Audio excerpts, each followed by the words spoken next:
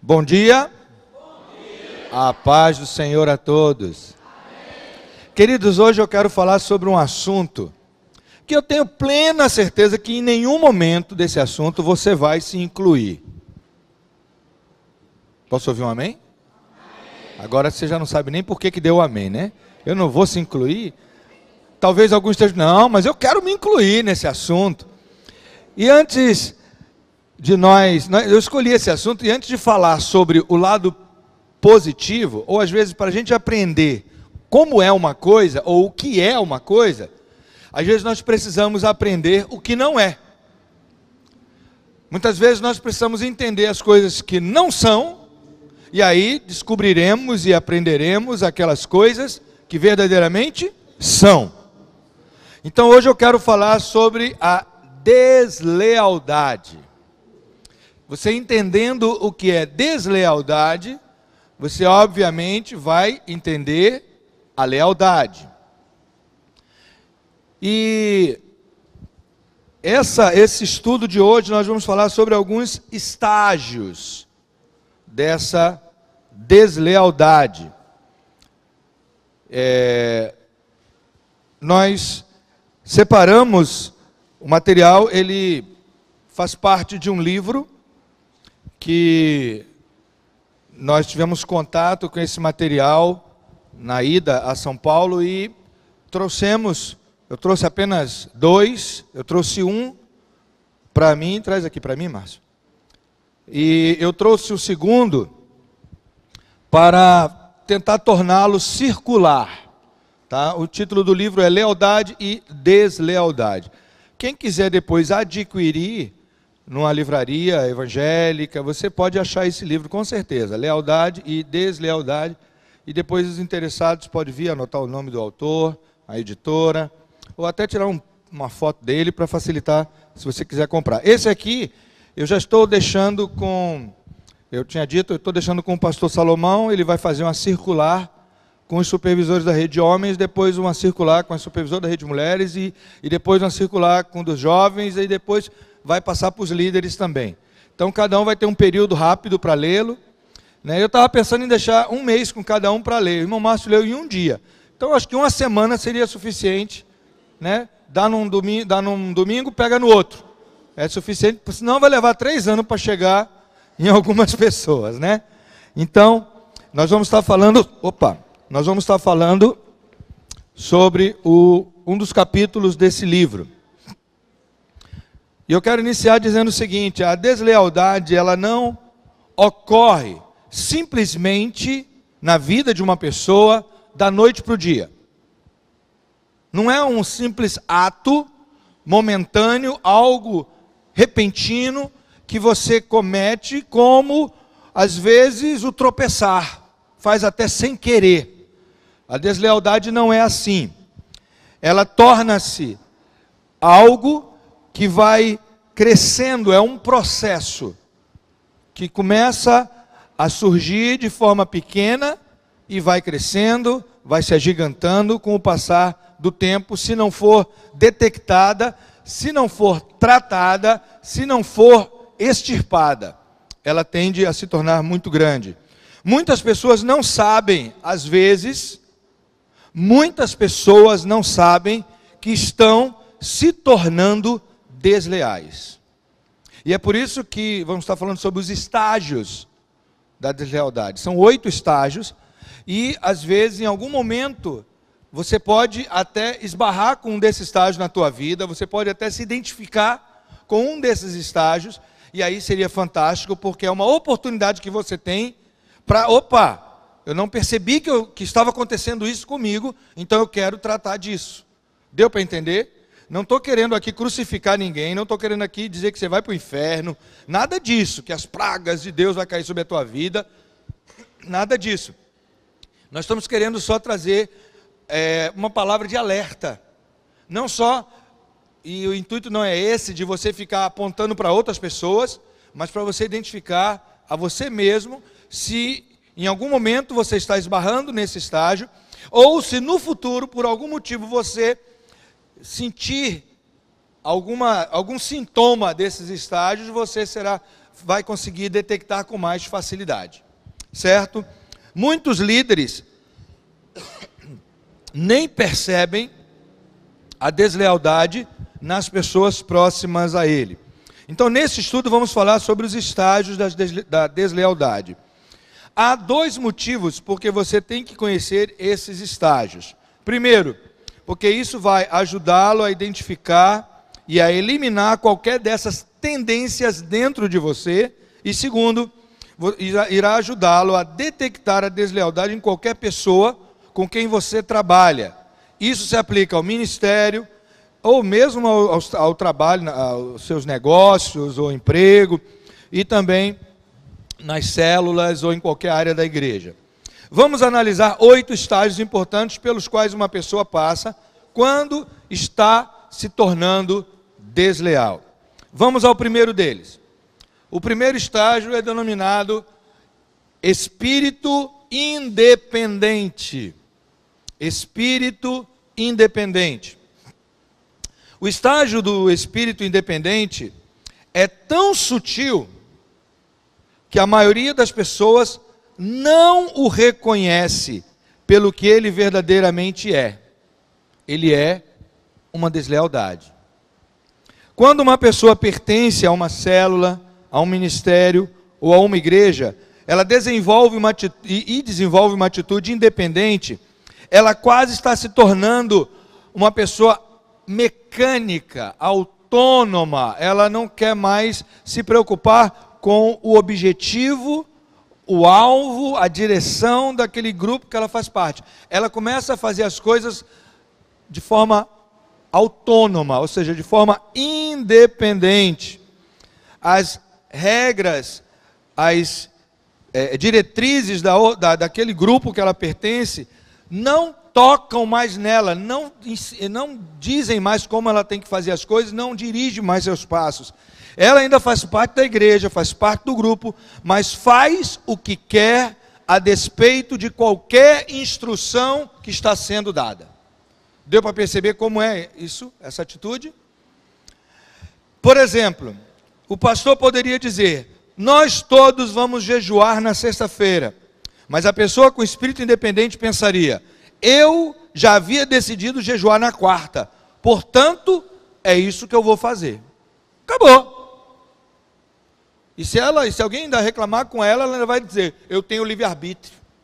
Ou seja, já é uma atitude que ela não está percebendo que é deslealdade. Precisamos ter cuidado, como líderes, que tem esse tipo de espírito independente. Você poderá convocar várias reuniões, mas a pessoa com espírito independente decidirá ir apenas naquelas reuniões que ela considera importante para ela. Ela obedecerá apenas certas instruções, aquelas instruções que ela pensa serem as que realmente importam.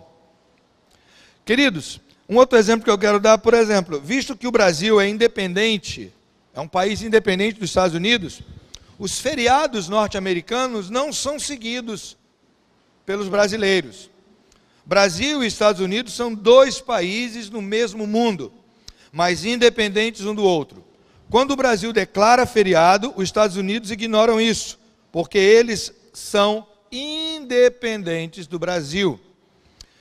Eu acredito na independência e agradecemos a Deus até por pessoas independentes. Todavia, se você é parte de uma igreja, uma célula ou um ministério, você não é, diga para o teu irmão assim, se você faz parte de um grupo, em relação a esse grupo, você não é independente. Deu para perceber a diferença? Pessoas independentes, a independência em si é boa, quando é necessário determinadas coisas, quando você está agindo sozinho. Mas quando se trata a um grupo, a uma organização, a uma célula, a um ministério, você não pode agir de forma independente. Você tem que agir de forma coletiva. Só assim é que vai funcionar. Eu dou um exemplo clássico aqui na nossa igreja, né? Temos o ministério, né, a rede de crianças. E eu vejo como os irmãos se preparam, O pastor Davi faz reunião todo domingo, há toda uma orientação. E chega no domingo aqui, o bispo chama as crianças para elas irem para as salas, para as células. Tem o berçário, que é preparado para a criança até ela começar a andar. Depois tem a brinquedoteca e assim vai. Mas sempre tem pessoas que não querem levar seus filhos. Elas dizem, e às vezes usam até a criança como desculpa, dizendo, não, ela não quer ir. Quer dizer, uma criança às vezes de 1 ano, 2 anos, decide o que quer já na vida, né? Então a gente tem que tomar muito cuidado. Quando você começa a exibir um espírito de independência dentro de uma organização, saiba que você está se tornando desleal. Ironicamente, isso é que eu acho fantástico, essa frase aqui eu amei. Ironicamente, pessoas independentes não vão embora. Pelo amor de Deus, já percebeu isso? Elas não decidem sair, elas permanecerão nas imediações, mas farão o que querem fazer. Esse é o espírito independente. É um grau de deslealdade. Algumas dessas pessoas são líderes em potencial, mas pelo fato de serem independentes de mim e da minha visão, não posso trabalhar com elas. É por isso que às vezes tem pessoas que estão vários anos na igreja, já conhecem como é o trabalho da igreja, a visão da igreja, a estratégia de célula, mas essa pessoa não tem condições de ser líder. Por mais tempo que ela passe aqui, não dá para usá-la, porque ela é independente. Ela vai querer fazer do jeito dela, da forma como ela quer. Então, fique aí anotando, quando alguma coisa fizer aquele estalozinho assim, tim, na sua mente, você anota, né? Quando tocar, assim, ai, quando der aquele aizinho, você anota uma observação para você orar bastante nessa área e verificar aquilo que pode ser mudado. Vamos ao segundo estágio. Lembra que esses estágios não estão aleatórios, tá? Eles são de ordem crescente, tá? Sempre que, se uma pessoa se identifica no terceiro, ela já passou pelo primeiro e segundo.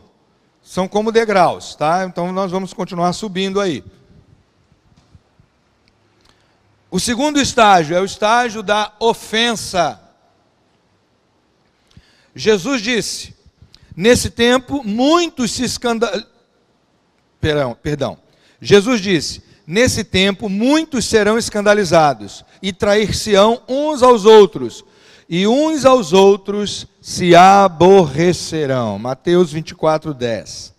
A partir desse versículo bíblico, você pode ver que as pessoas começam a trair e a odiar umas às outras quando são ofendidas. Teve um princípio que eu falei aqui sobre isso, lembra? Que a pessoa se ofende, se magoa com muita facilidade, e a tendência é continuar magoando outros e a si mesma. A Bíblia diz que elas irão traí-lo quando forem ofendidas. Tenho sempre sido cauteloso com pessoas machucadas, porque sei que elas podem voltar-se contra mim. O espírito da ofensa abre porta para um espírito de rebelião e de traição. A tendência da pessoa ofendida é querer usar da ofensa como justificativa para ser desleal. Como justificativa para não querer ouvir o que você está dizendo, não dar mais atenção à sua voz, não seguir mais aquilo que o grupo está seguindo, que a célula ou a igreja estão seguindo. Ela simplesmente encontra isso como respaldo.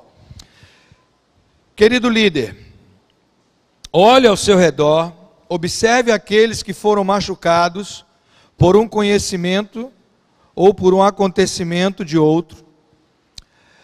E precisamos ver que se essas pessoas não tiverem realmente superado suas feridas, deixado cicatrizar, perdoado, então precisamos ouvir calmamente a voz do Espírito Santo e ajudar, no que for possível, a tratar dessa situação.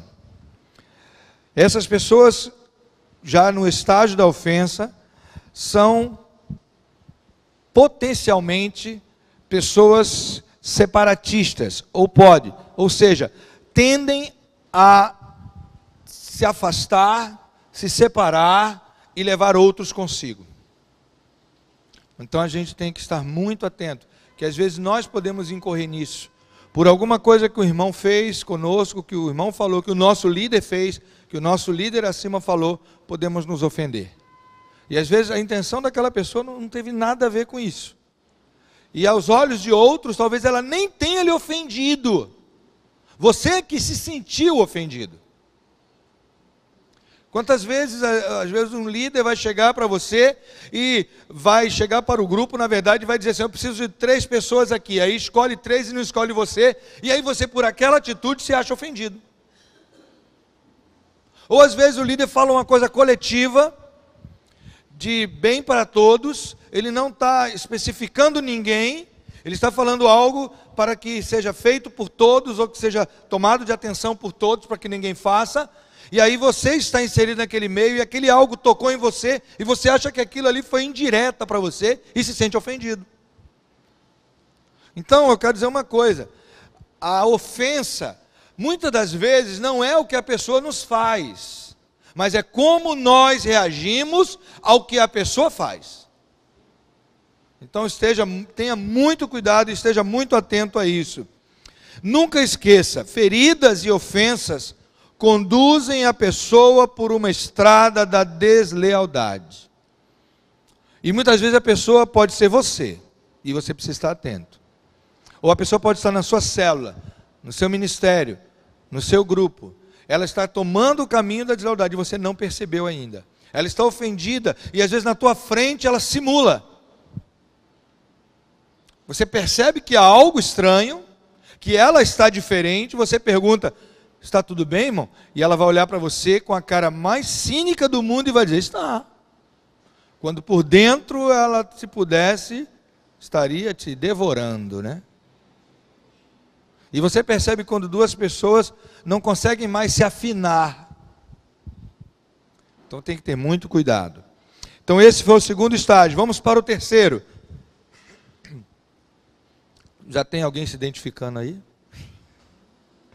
O terceiro é o estágio da passividade.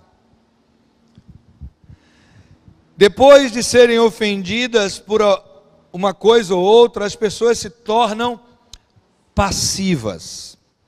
Quando alguém está no estágio da passividade, do processo da deslealdade, ela não se envolve mais com muita coisa. Ela senta e olha despreocupada e não se envolve. Procure por pessoas na sua célula, no seu grupo, no seu ministério, que estão muitas das vezes preocupadas com tudo, indiferentes. Elas são potencialmente pessoas que irão abandonar o barco. Elas vão pular fora. Por exemplo, considero membros como sendo passivos se eles não se envolvem em reuniões das células, de orações, cultos da igreja. Essas pessoas podem ter sido feridas no passado recente. Elas dizem coisas como, não quero mais problema nesta igreja. Deixe-me ficar apenas sentada no meu canto. Quantas vezes nós já ouvimos isso? Me deixe quieto aqui, não quero me envolver com mais nada. Jeremias 48 diz que maldito aquele que faz a obra do Senhor fraudulentamente, e maldito aquele que preserva a sua espada do sangue. Ou seja, Jeremias está dizendo que aquele que tem a arma, aquele que pode lutar, aquele que pode contribuir, aquele que pode ajudar, se ele não ajuda, ele está fazendo a obra do Senhor relaxadamente. E nós precisamos estar atentos com isso. Se você pode fazer algo, querido, Deus te capacitou para fazer algo, não se esconda. Não se esconda. Às vezes, a tua forma de ficar passivo, você acha que você está concedendo oportunidade a outros, não deixa outros fazerem. Me deixa aqui quieto. Isso às vezes não significa que você está sendo humilde. Isso é uma falsa humildade. Isso é uma deslealdade. Você às vezes pode fazer e simplesmente decide não fazer. Decide ficar passivo a realidade que está acontecendo à sua volta. Veja, a partir do versículo de Jeremias, Deus espera que você se envolva quando tem algo para contribuir. Esse versículo está realmente nos ensinando que é uma maldição não estar envolvido quando você tem algo a dar, a contribuir, a fazer. Pessoa que não se envolve está sempre pronta a ver as falhas ao seu redor. Como dizem, é o espectador que vê que o trabalhador está cavando uma trincheira torta. Todos os líderes devem aprender a procurar esse sinal importante de passividade em si e em seus liderados. Amém? Dá um amém mais fraco, né? Está todo mundo preocupado agora. Oi? É uma ofensa? Não se sintam ofendidos, por favor. Vamos ao quarto estágio nesse momento.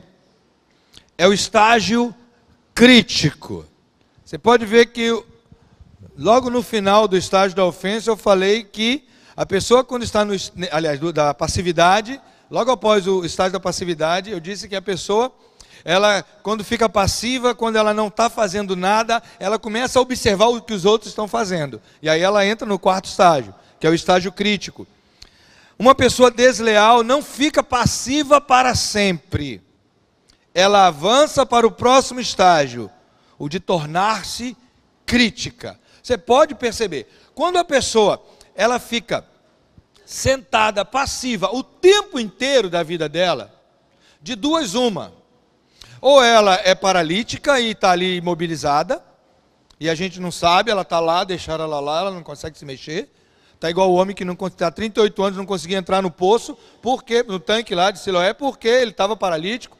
Ou então, essa pessoa é doente, ela não sabe, ela não sabe fazer nada, ela não sabe falar, mas caso contrário, aquele momento de passividade vai passar. Percebe? Ela pode ficar, principalmente se no passado ela era uma pessoa dinâmica. Ninguém, gente, aprendam isso, ninguém que vive uma vida dinâmica, trabalhando, servindo, abençoando, ajudando, consegue de uma hora para outra ficar passivo.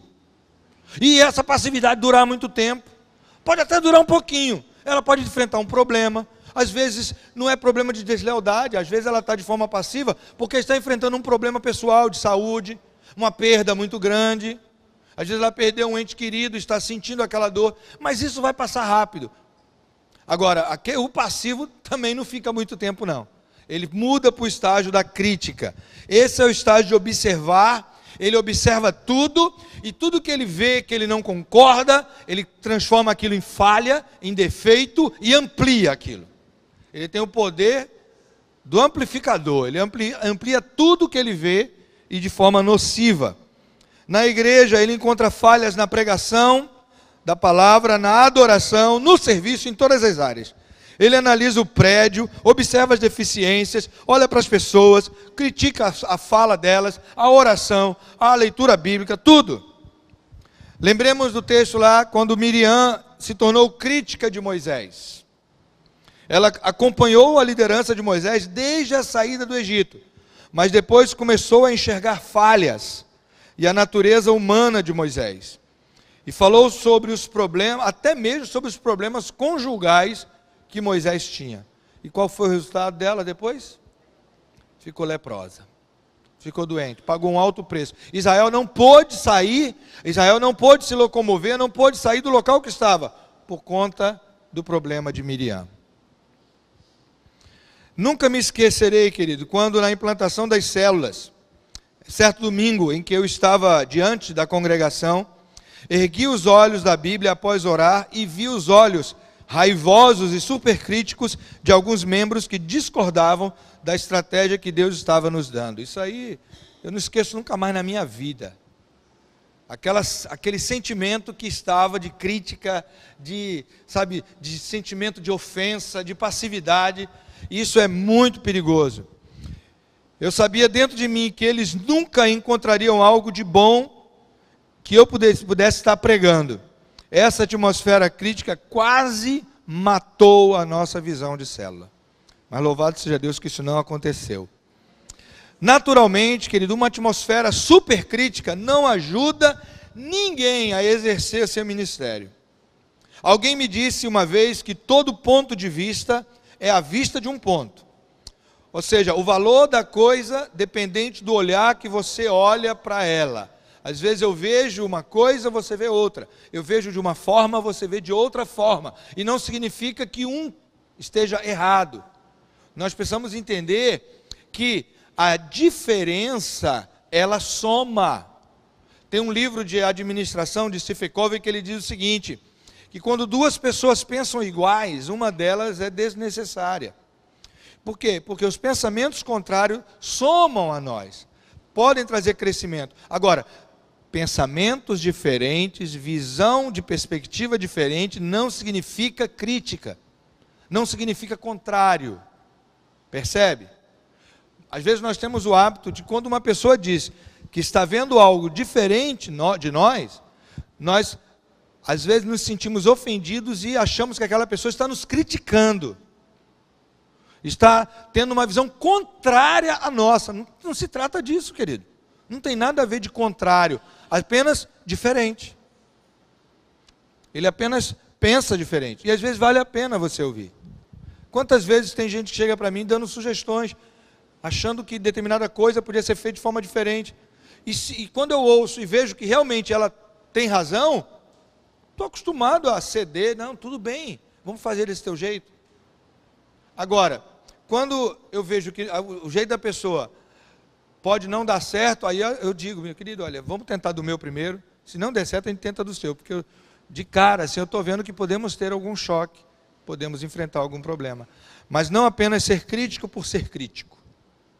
Então vigia aí, quando você quer criticar alguma coisa, quando você está discordando de algo, isso é a primeira ação da crítica, é a discordância. Quando você estiver discordando de algo e partir para a crítica, primeiro, antes de procurar a pessoa que está envolvida nisso, avalie as motivações da sua crítica. É ajudar o grupo ou é simplesmente dizer que não concorda com aquilo? Certo? Deu para entender? Amém? Se você olhar para algo com olhos críticos, verá apenas imperfeições. Todavia, se você olhar para esse mesmo algo com olhos de amor, verá algo bom e algo que será uma esperança para o futuro. Então já vimos 4 estágios aí. Vou recapitular só o título deles. O primeiro estágio que vemos é o espírito independente. O segundo, a ofensa. Terceiro, a passividade. Quarto, o crítico. E agora vamos para o 5º estágio, o político. Quando uma pessoa se torna política, ela tenta envolver outras pessoas em suas ideias e filosofias. Políticos operam a partir do poder da opinião das pessoas. Muitos políticos não conseguem falar a verdade porque eles querem simplesmente agradar as pessoas. O que elas pensam e dizem é o que mais lhe interessa. Quando uma pessoa está se tornando desleal, ela procura envolver outras em suas ideias traiçoeiras. Ela quer reunir seguidores e fazê-los acreditar que ela identificou um problema real que deve ser tratado. Foi exatamente isso que aconteceu com Absalão. Lembra da história de Absalão, filho do rei Davi, que tentou em determinado momento tomar o reinado do próprio pai? Ele foi ferido, passou pelo estágio da ofensa, então não falou nada por 2 anos. Ficou no estágio da passividade. Absalão então se tornou indevidamente analítico das políticas do pai, estágio crítico.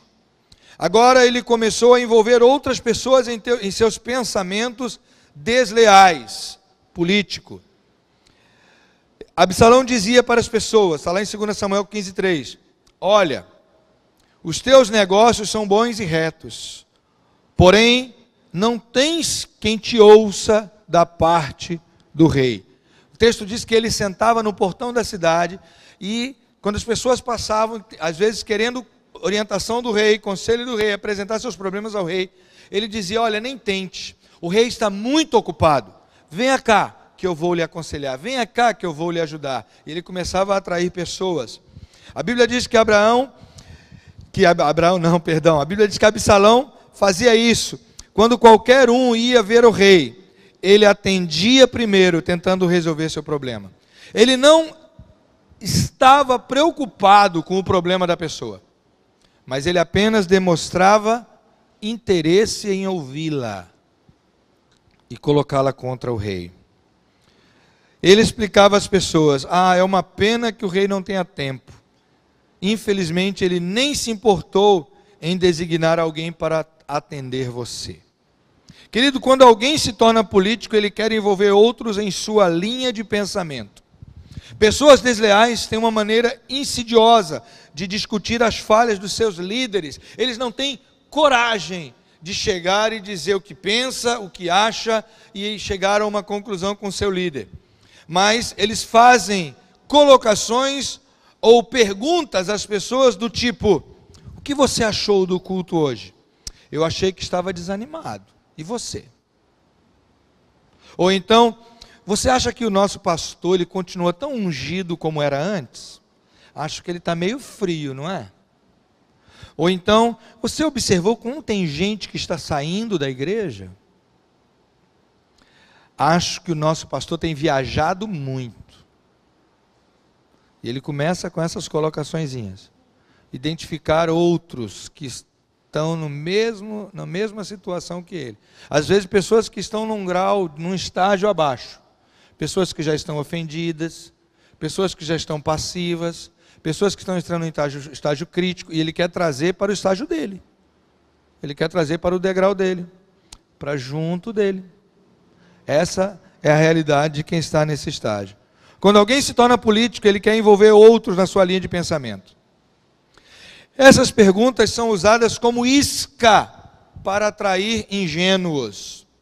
Arrastam pessoas inocentes para o interior nas análises de assuntos que estão acima deles. Geralmente ele pega pessoas novas que ainda não conhecem a organização, como a igreja funciona, como a célula funciona. Eles são novos na igreja, mas ele quer pegar aquela pessoa e levar ela para tratar de assuntos num nível que ela não entende.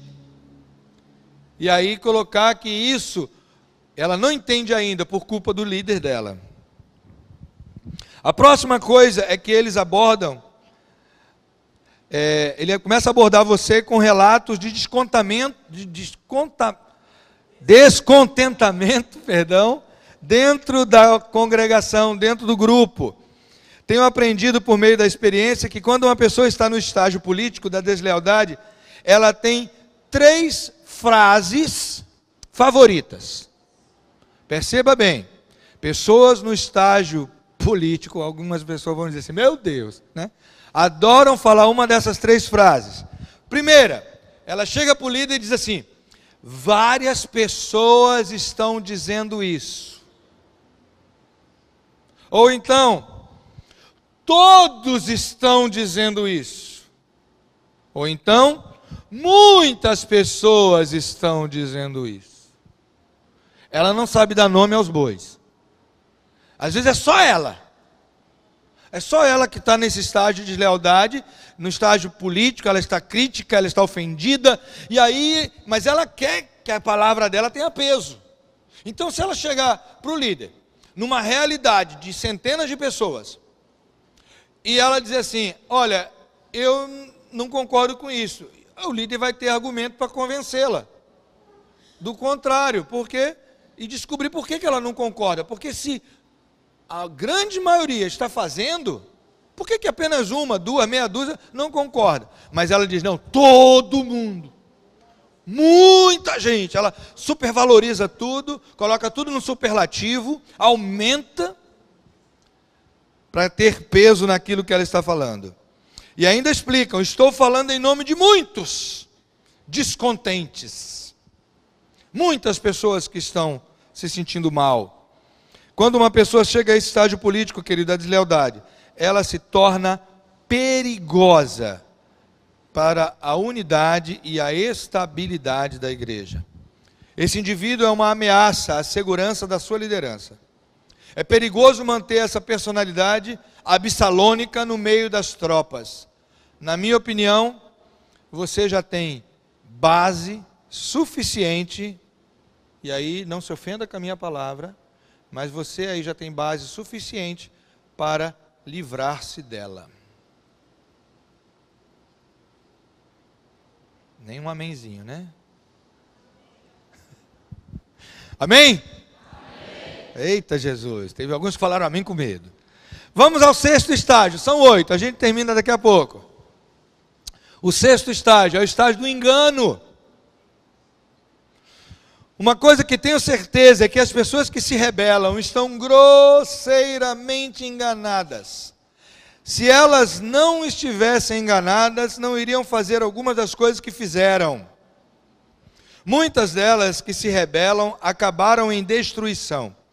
E eu sei que ninguém tem a intenção de destruir a própria vida. Ninguém está aqui querendo, suicidar-se. Ninguém está querendo aqui se matar, causar problema para si. Eu quero demonstrar alguns dos enganos comuns que as pessoas encontram à medida que avançam na estrada da deslealdade.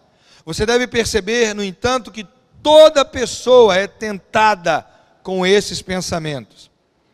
Muitas pessoas rebeldes enganam-se ao pensar que são maiores que seus líderes.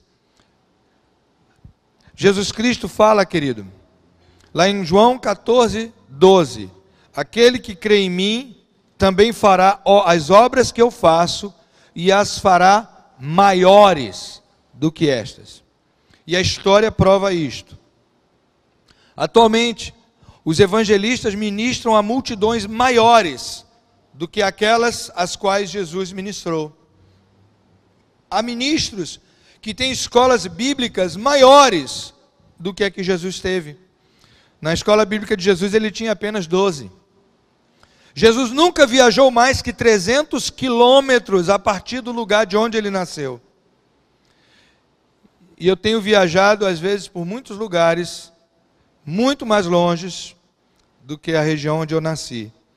Jesus nunca escreveu um livro, Jesus nunca teve um escritório para seu ministério, mas a maioria das igrejas hoje tem. A maioria dos pastores recebe uma saída honrosa deste mundo, mas Jesus não teve isso. Enquanto ele estava morrendo, os soldados sortearam uma das poucas coisas que ele tinha nesta terra: sua túnica. Aprenda uma coisa: você poderá fazer obras muito maiores do que o seu líder, do que o seu pastor, do que o seu supervisor, do que o seu bispo, do que qualquer pessoa que esteja acima de você. Você poderá fazer obras muito maiores do que o seu líder, do que o seu mentor, do que o seu discipulador. Mas isso não significa que você seja maior que eles. Jesus não disse: aquele que crê em mim será maior do que eu. Ele disse: aquele que crê em mim fará obras maiores. Fará obras maiores. Não disse que seria maior que ele. Percebe? João 13:16, Jesus disse: não é o servo maior que o seu Senhor, nem o enviado maior do que aquele que o enviou. Precisamos gravar isso e guardar isso em nossa mente. Infelizmente, quando progredimos um pouco no ministério, começamos a pensar que somos maiores do que alguém que tenha estado ali antes de nós. Nunca, querido, nunca despreze a pessoa que lhe ensinou, a pessoa que lhe discipulou. Nunca despreze. Algumas pessoas têm uma pequena visão, mas começam a sentir-se com o rei na barriga. Alguns pastores têm poucos milagres em suas igrejas, e a partir de então não respeitam mais a ninguém. E nos faz lembrar de Ezequiel 28:17, que diz: elevou-se o teu coração por causa da tua formosura. Falando a respeito de Lúcifer.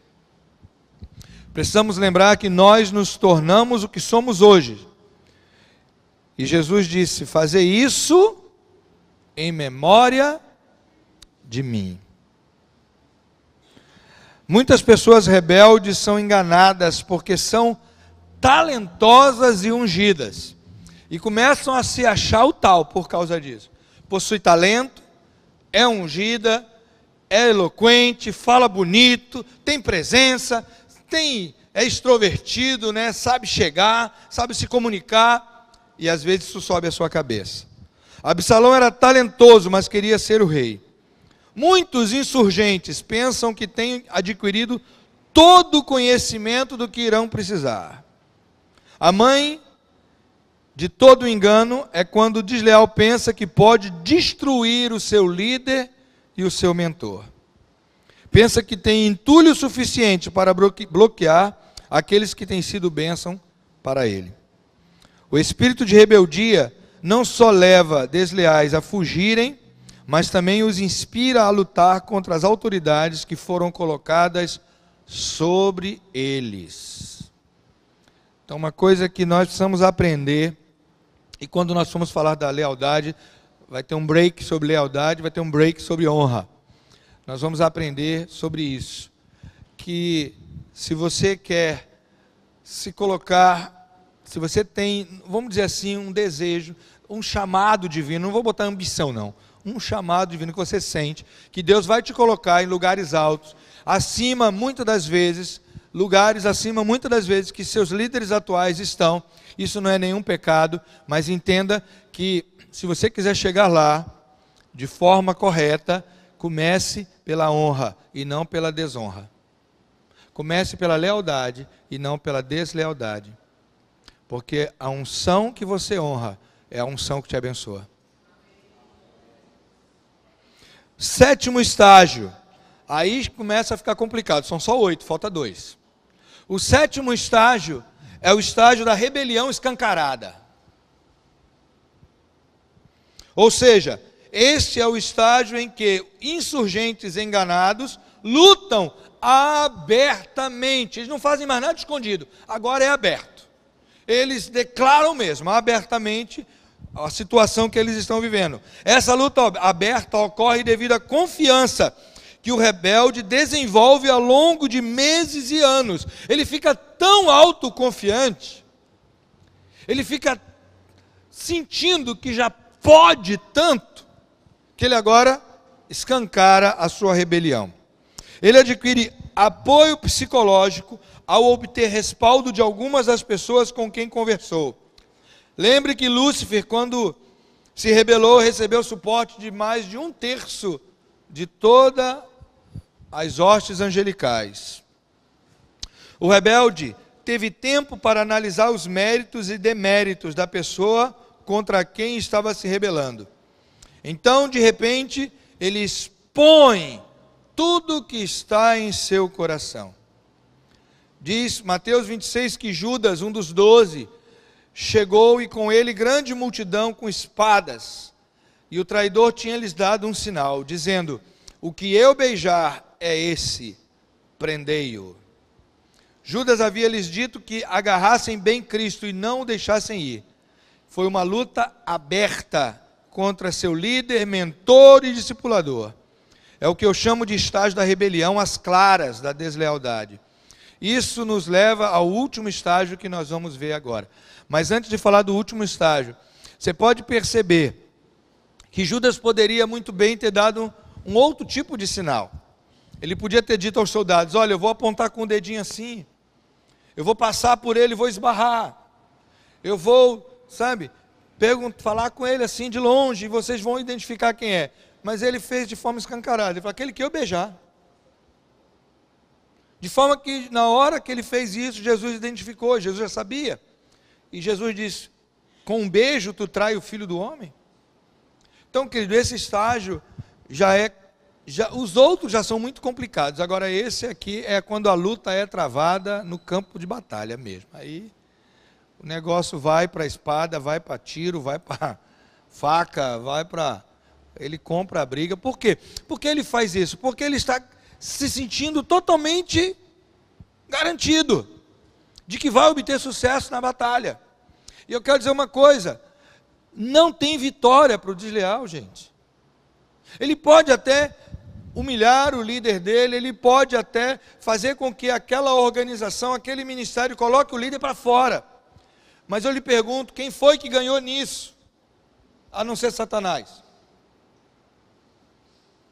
Eu, infelizmente, ouvi muitas histórias de líderes que passaram por isso, em igrejas, que um pequeno grupo de pessoas na igreja conseguiram se rebelar, foram desleais durante muitos anos, depois se rebelaram e conseguiram fazer com que a igreja colocasse aquele líder para fora, tentando destruir o seu ministério. E eu quero dizer, cuidado, cuidado, são estágios crescentes, gente. Precisamos, é como uma enfermidade. Às vezes, um arranhãozinho que você faz, que você passou em algum lugar, se arranhou. Se aquele arranhãozinho, seu corpo não conseguir tratar, você tiver com a sua imunidade baixa, e se você não tratar com medicamento, não fizer um curativo, não fizer uma asepsia, não fizer um tratamento correto, aquilo pode infeccionar. Uma vez infeccionado, aquilo pode trazer mais problemas. Quantas histórias nós já ouvimos de pessoas que com um simples probleminha. Eu tinha um vizinho que morava, vizinho mesmo, casa com a minha casa lá no Rio de Janeiro. Ele não sabia que sofria de diabetes. E ele tinha uma verruga no pé. Um determinado dia ele se incomodou com aquela verruga, que quando ele botava sapato, ele incomodava, ele pegou a gilete e cortou a verruga. Só que ele tinha diabetes.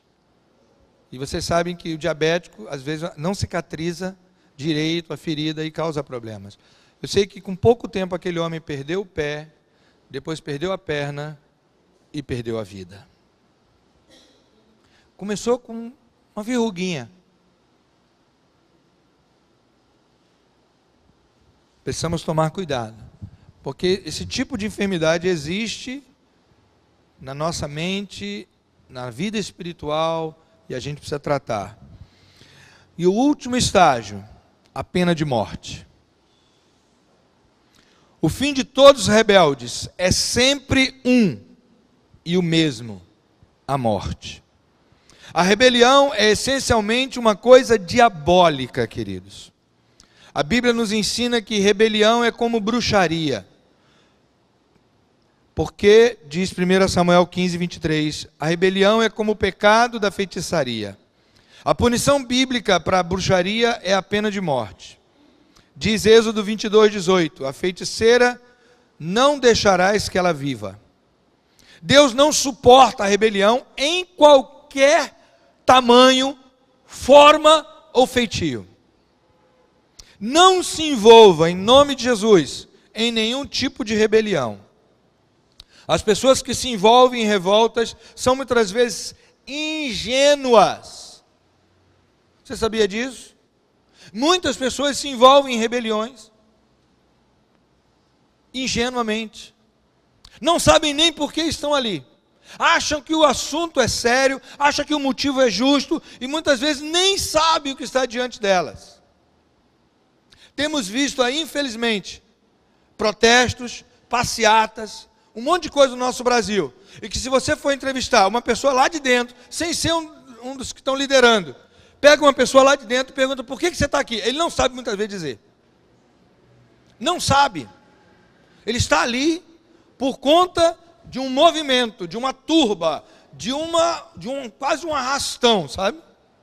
Ele não sabe por que ele está ali.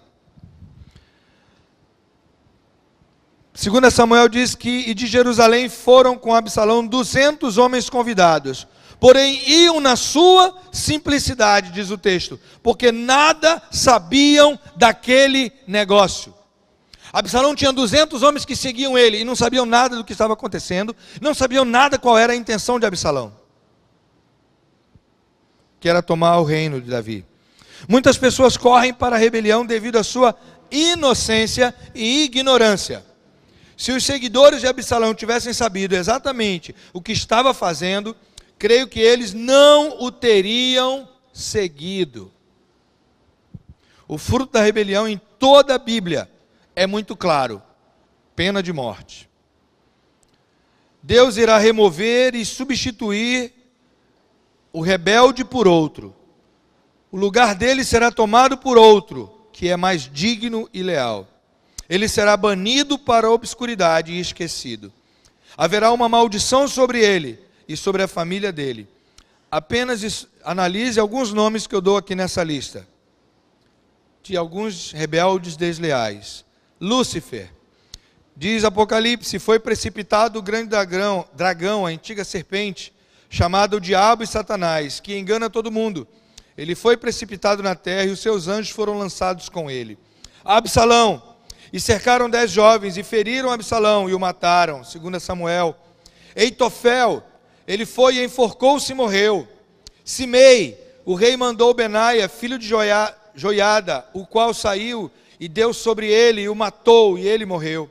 Adonias, e enviou o rei Salomão pela mão de Benaia, filho de Joiada, o qual deu sobre ele Adonias, e ele também morreu. Judas, Mateus 27, e Judas foi e enforcou-se. Querido, não há um relato, nem bíblico, nem histórico, de algum rebelde, de algum desleal, que tenha se dado bem, que tenha sido favorecido. Verificamos aqui esses 8 estágios. Vou citá-los novamente. Lembrando, primeiro estágio, o estágio do espírito independente. Segundo, o estágio da ofensa. Terceiro, o estágio da passividade. Quarto, o estágio crítico. Quinto, o estágio político. Sexto, o estágio do engano. Sétimo, o estágio da rebelião escancarada. E oitavo, o estágio da pena de morte. Seja uma pessoa leal. Me deu vontade de perguntar em que estágio você está. Mas eu creio que nenhum, né? Em nome de Jesus. Seja uma pessoa leal de modo que você possa ter grande crescimento na sua vida, célula, igreja, ministério. Seja uma pessoa leal de modo que você possa receber a bênção de Deus, o favor dele, sobre tudo que você colocar a mão e for fazer. Que você possa um dia ouvir aquelas palavras tão abençoadas. Muito bom, servo bom e fiel, servo bom e leal. Sobre o pouco fosse leal, sobre o muito te colocarei. Que você possa experimentar os bons frutos e os benefícios que pertencem a cada cristão fiel. Querido, vale a pena ser leal. Talvez algumas pessoas até pensem, mas, bispo, quando eu estiver sendo leal a alguém, que essa pessoa está falhando, o meu líder está fazendo algo errado, querido, ele vai se entender com Deus. Primeiro ele vai responder ao líder acima dele, e depois a Deus. Se você discordou de algo, antes de assumir um espírito independente, de ofensa, antes de qualquer estágio da deslealdade, procure o seu líder, converse com ele. Às vezes, é só um entendimento. Às vezes, com uma explicação se resolve tudo. Às vezes, foi um mal entendido, foi uma palavra mal colocada ou mal dita na hora que não deveria. Então, não há motivo nenhum. E se em algum momento você vê que chegou a um nível de incompatibilidade, porque talvez você queira ir para a direita e ele para a esquerda, o mais honroso a fazer é pedir dispensa. Se não dá, é igual no trabalho, você não consegue mais trabalhar naquele lugar. Às vezes, o tipo de trabalho sabe, você não consegue mais desenvolver aquilo, não bate com você. Então você vai lá e diz ao patrão, olha, eu peço minha demissão.